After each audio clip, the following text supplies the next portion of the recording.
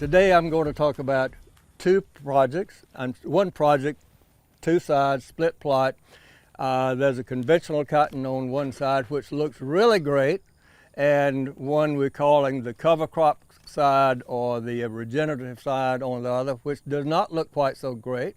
There might be some reasons, but the primary difference here is we're looking at the environmental metrics and economics for commercial cotton production.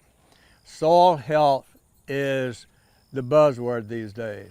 It is so important, the healthy soil, and that's part of what we're doing here with this cover crop side. This is year 2 of this project. This project is funded by Cotton Incorporated, BCI, which is Better Cotton Initiative, which is a global sustainability initiative, and AgriCenter, a major partners with a partner with the U.S. Trust Protocol. I won't spend a lot of time about the U.S. Trust Protocol, but essentially that's a program that for cotton farmer to engage, enroll, provide the information on their practices, best management practices, the regulatory practices, the safety practices, the worker health, from the field all the way to the cotton bale. That program is right now, we've got about 1.5 million acres of cotton out of roughly 8 million acres already signed up, and the growers commit to continuous improvement, multi-year, and annually they provide their data on the practices and also providing information to develop the environmental metrics of their crop. Environmental metrics meaning those things you can measure, that is the energy required to produce a pound of cotton fiber. The greenhouse gas emissions. Greenhouse gases are super important. Ever heard of global warming? That's part of the initiative that globally, fashion industry, food companies, all are setting targets for their science-based targets to reduce CO2 emissions. So we are starting out now predicting the CO2 emissions from this field, CO2 emissions from this field. And I have a handout here which I will pass out to you. It's kind of small. I got in late last night from a meeting in Mississippi, and I just printed this out from a report from last year on the same project. Like I said, this is the second year, 2-year project. This side has a cover crop in the fall. In the spring, the cover crop is dried out, planted no-till. In this side of the field, we went in with reduced rates of nitrogen. This is receiving about 60 pounds of unit, 60 units of nitrogen. This is what, 90? 90. We're trying to find what's the sweet spot for nitrogen. Why nitrogen? Because nitrogen is one of those things that if the plant is not using it, chances are it'll go into nitrous oxide, and a pound of nitrous oxide is equivalent to 300 pounds of CO2. So that's the reason we're really looking at ways to fine-tune nitrogen. So we're collecting these metrics. Now, it's got a downside. If you reduce it too much, you're going to lose your yield. So you've got to find a sweet spot, and we are still looking for this sweet spot.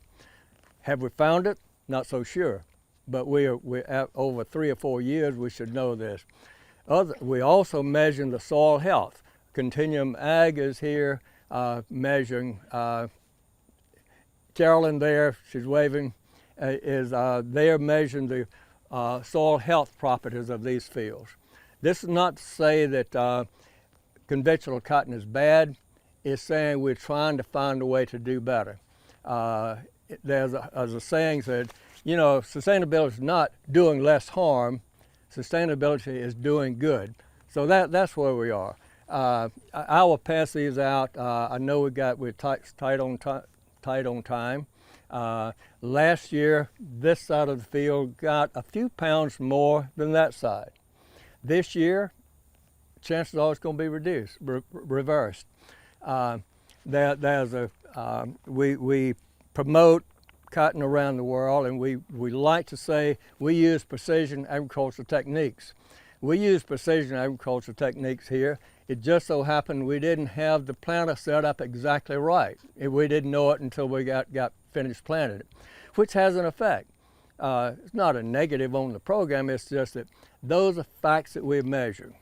How you plant it, when you plant it, and we'll discover that later when we get to the organic plot. When you plant it, the conditions you plant it is so important. So with that, Kelly, I'm going to turn it over to you. And Kelly Bumpus, Kelly and I have known each other for a while when she was with another company and I was having another hat on. Yeah, thanks, Dr. Jordan. I am super honored to be able to present with you. My name is Kelly Bumpus, and I've been with Ag Launch a little shy of 2 months. And my title, or my job title here, is the Data and Soil Accountant. And essentially what that means is I'm a huge data nerd. I am very fascinated with all of the data that is basically like going on your farms while you're here. Is things like satellites that are going over the fields and collecting and gathering all this information that we're not really aware of. The equipment that may just be sitting idle, but it's still generating so much data that could be useful. And my passion around all of this data is to get it back to the farmer so that the farmer can use it, because a lot of times in its raw state the data doesn't really make a whole lot of sense. So how do we make that usable? And then two is, how do we make that actionable? Yeah, it's great. I know that my farm or my cotton needs more nitrogen right now. Now, what do I do about it? You know, those very specific recommendations that's going to get you the best crop. So what I want to talk about right now is sustainability. Number one thing that I had in my previous job was I got to go to people's farms and tell their story and try to help them communicate to everybody about how sustainable they were. And the big problem with that, or at least I think, is whenever I hear somebody say, I'm sustainable, this is my 36th crop that I'm about to harvest. Well, that's great. That means that your business makes a profit. But are you being sustainable? Are you growing a sustainable crop? Because there's a big difference between growing sustainably and having a sustainable crop.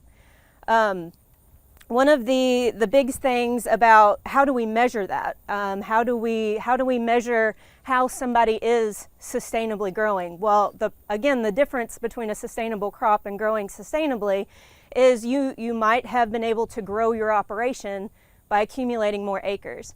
Well, that's not really a good measure, because somebody in Mississippi might not have had that opportunity that someone in Iowa had to gain more acres and then therefore grow their operation.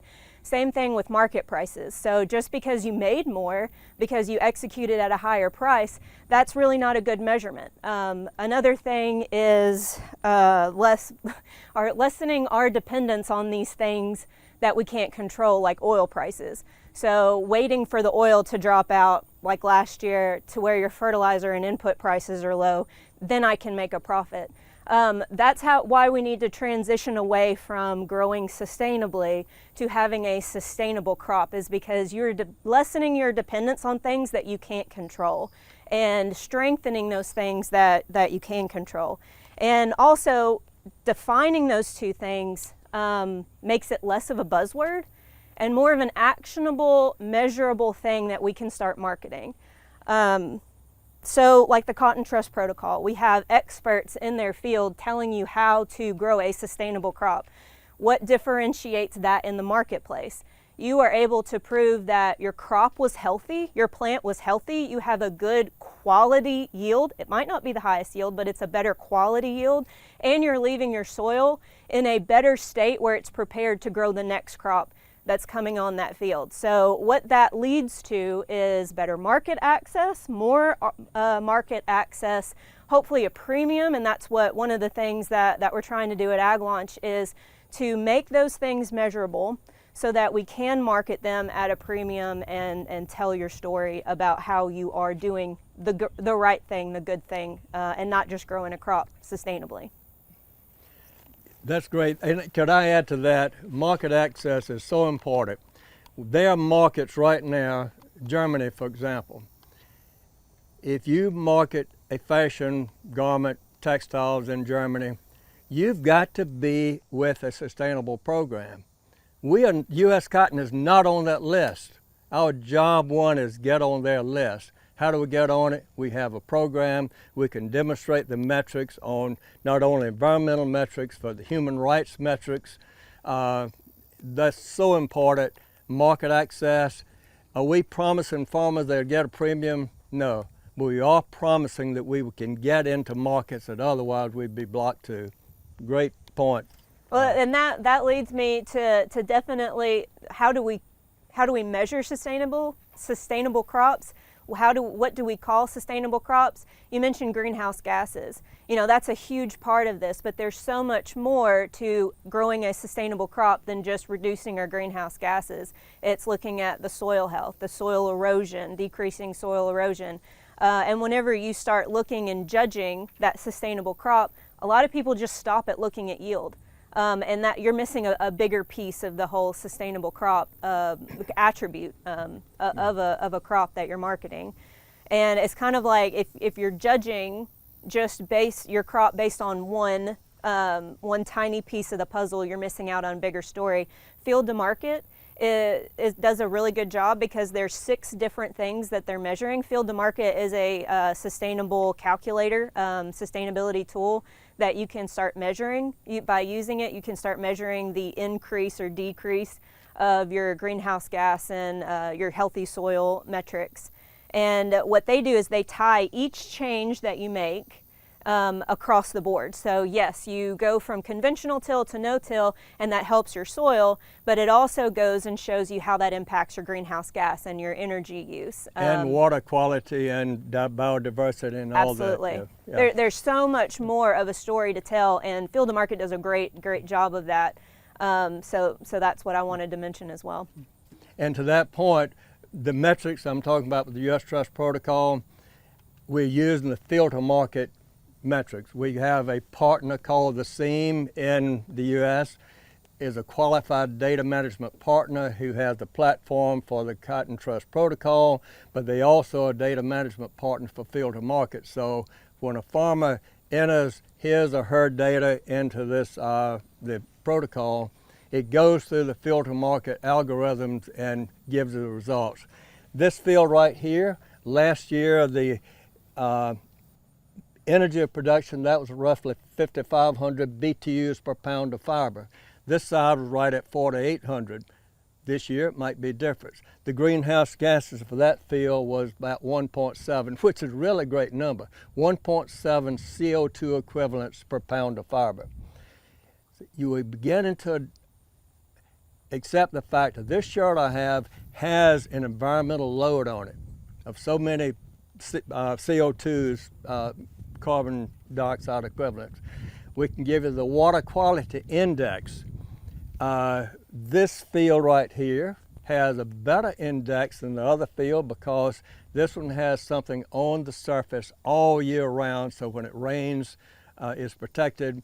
The soil will absorb more moisture because it's growing organic matter than this side right here. Again, this is not bashing conventional. It's just saying we are looking how to fine-tune these units. Yeah.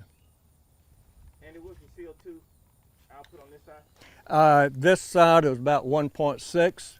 This side is 1.7. By the way, nationally, cotton global nationally is probably about 2.5. So both of these are really good fields.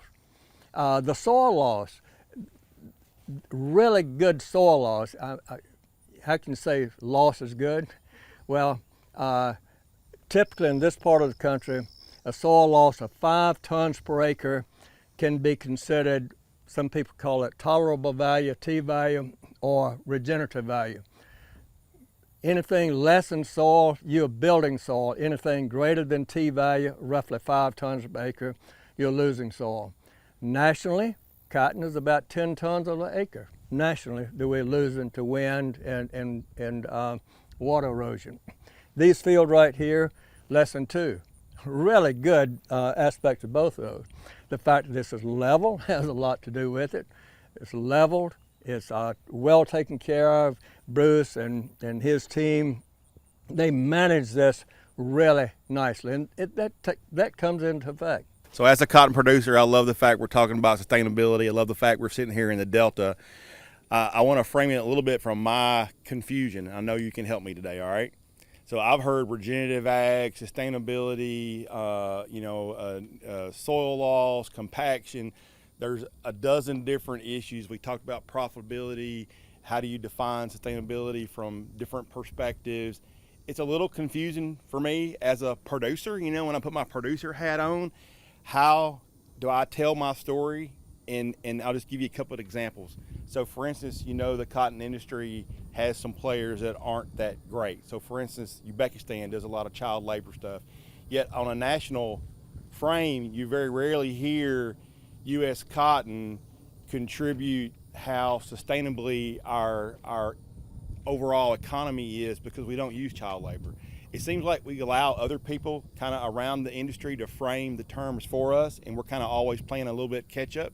The question is, how do we revert that picture? How do we be more proactive? And I know this is part of it, but how do we actually, you know, address the things we do well and also address the things we need to improve on, but tell the picture of regenerative agriculture and sustainability in a way in which U.S. and international producers kind of embrace U.S. cotton? Short answer is join the U.S. Cotton Trust Protocol. You have an opportunity to participate. And by the way, nobody's going to give John's data to anybody. John owns this data. We get a chance to look at it. We will aggregate that with all other trust protocol growers. So when a brand or retailer, when John is telling his story, he can quote these statistics of U.S. protocol cotton has these attributes of greenhouse gas emissions, these attributes of soil health, these attributes of water quality. So that's a platform that John asked a very appropriate question. And the first question, is he profitable? Because he will not be here if he doesn't make a living. That's job number one. You've got to be profitable. And job number two then is have market access. Having market access means that the brands and retailers, the Gaps of the world, the Levi Strausses, the Wranglers, the Brooks Brothers, some 40 or 50 major brands and retailers around the world now are adopting this. Amazon is on the hook. Amazon, you don't realize, they are a major textile retailer. And they are frustrated because they want to tell this story now, and we say, no, you got to start buying the darn stuff first. So this is part of the story, but to John's point, how do you tell the story? That's what this industry-wide effort is doing, working to help John and others tell the story. I've got one more question and we're going to have to keep moving, so Daryl. Okay. Dr. Jordan, I've got a two-part question. So the first part is this. So you talk about different markets and you talked about the international market of Germany.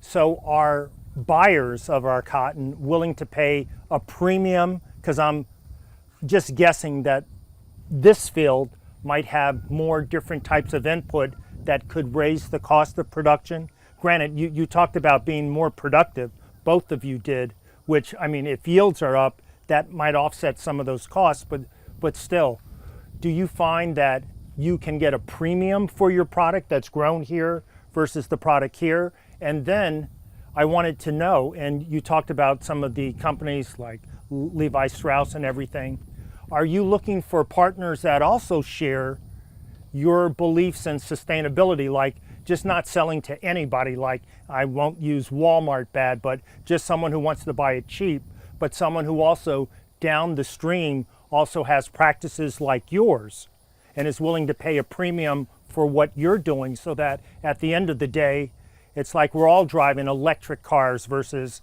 and can afford electric cars versus just certain people doing it, if that makes sense. That's a great question, and you get to the heart of the issue. Are they getting a premium? By the way, look at this notion right there. There's protocol, there's BCI. They're saying, if you can't do it for the market, we can go to BCI. We'll go somewhere else that can meet our needs, supply our cotton without demanding a premium. I just wish that I could promise that there would be a premium for every bale of cotton. I can't promise that, but I can promise you we'll be in a position to compete with anybody in the world.